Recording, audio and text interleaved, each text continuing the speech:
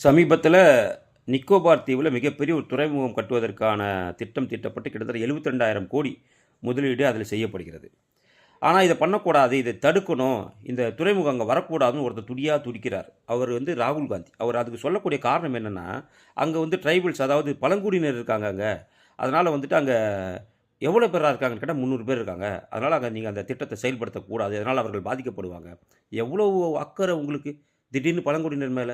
ஜனாதிபதியாக ஒரு பழங்குடியினத்தைச் சார்ந்த திரௌபதி முர்முவை பாஜக நிறுத்தும்போது, அவர் வெற்றி பெறக்கூடாது என்று கங்கணம் கட்டிக்கொண்டு நீங்களும் உங்க கூட்டணி கட்சியும் அவரை தோற்கடிக்க துடித்தீர்கள்.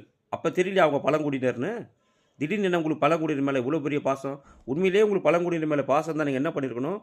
நிபந்தனையற்ற ஆதரவை திரௌபதி முர்முக்கு தெரிவிச்சிருக்கணும். அப்படி தெரிவித்து இந்த கருத்த சொல்லியிருந்தீங்கன்னா, நீங்க உத்தமன்னு ஏத்துக்கலாம். ஆனா இது பொய்ன்னு இப்போ அப்பட்டமா தெரிஞ்சிருச்சா?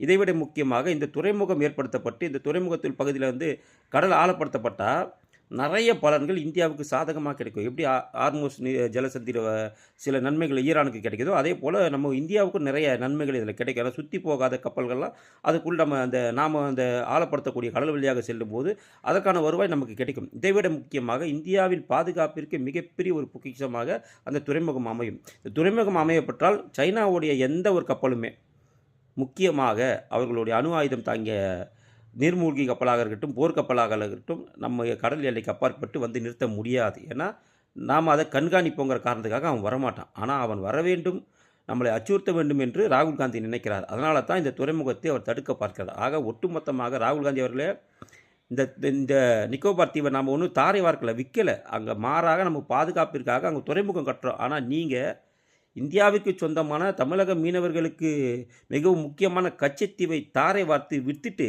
இன்னைக்கு தமிழக மீனவர்கள் இவ்வளோ கஷ்டப்படுறாங்கன்னா, அதுக்கு காரணம் நீங்களும், உங்க காங்கிரஸும் இந்த கச்சத்தீவை வித்ததும் தான். அதெல்லாம் உங்க மைண்ட்ல இல்ல. ஆனா, ஒரு நல்லது இந்தியாவுக்கு நடந்தா மட்டும் உங்களுக்கு பொறுக்காது. ஏன் காரணம்னா, இந்தியாவுல ராகுல் காந்தி அவர்கள் மக்களால் தேர்ந்தெடுக்கப்பட்டு, மக்களால் ஓட்டு போட்டு கண்டிப்பா பிரைம் மினிஸ்டர் ஆக முடியாது. அவரால் பிரைம் மினிஸ்டர் ஆகணும்னா, ஒண்ணு பாகிஸ்தான், சைனா இணைந்து இந்தியாவுல ஒரு குழப்பத்தை உருவாக்கி, மிகப்பெரிய ஒரு கலவரத்தை உருவாக்கி, அதன் மூலமாக வேணுமானா ஒரு பிரைம் மினிஸ்டர் ஆகலாம். அந்த காரணத்திற்காக தான் அவர் சைனாவுக்கு ஆதரவாக, பாகிஸ்தானுக்கு ஆதரவாக இந்த இடத்துல இந்த துறைமுகம் வரக்கூடாது. வந்தா அது சைனாவுக்கு மிகப்பெரிய பாதிப்பு என்று ராகுல் காந்தி கருதுவதனால் இதை தடுக்கிறார் என்று மக்கள் பேசிக் கொண்டிருக்கிறார்கள். ஆக மொத்தத்தில இந்தியாவுக்கு எது நடந்து நல்லது நடந்தாலுமே இந்த காங்கிரஸ் குடும்பத்துக்கு பிடிக்காது. அதுக்கு உதாரணமாக இந்த நிக்கோபார் தீவுல அமையப் போகிற மிக பிரம்மாண்டமான ஒரு துறைமுகம். கிட்டத்தட்ட 50,000 பேருக்கு இங்க வேலை வேற கிடைக்கும்.